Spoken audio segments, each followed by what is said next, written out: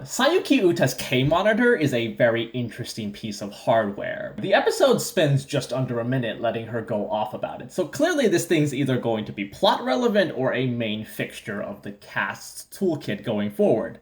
I suspect that if Omega had been a show which heavily featured an attack team, this thing would have been part of their arsenal, which could then be sold as a roleplay toy. It's even got modular add-on parts, sold separately. Similarly, on the toy front, Zovaras's human form also wears a meteorite, a dark counterpart to the one that Sorato uses for transformation. Zovaras also starts out at a warehouse depot, but he is far less amicable than Sorato in the way he treats the person working there. His stolen outfit, being a pointed visual contrast to Sorato's, is also a really nice touch. Though there's a part of me that's like, that looks kind of like Kotaro Minami's fit. Maybe that's by design, since the guy playing Zovaras is also Zetz's primary suit actor. Naturally, Kenta Nita's talents need to be made use of, resulting in quite possibly the best fight in the series so far. The bout eventually gets taken to a much larger arena, and in spite of how Zovaras looks to be a modern take on Zeton, Omega having a Meteokaiju at his back means he's not in quite as much danger as his predecessor.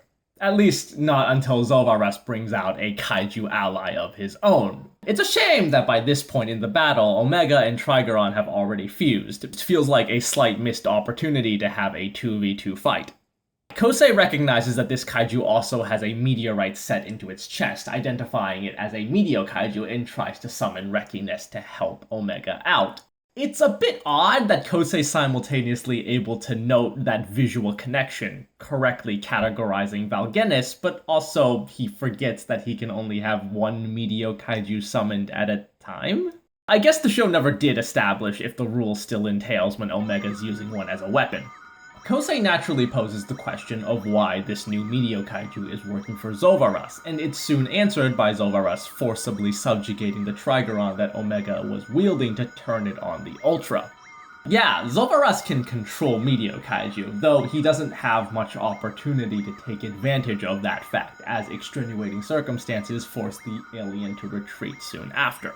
It's not quite a defeat, but the protagonists definitely end the episode on their back foot.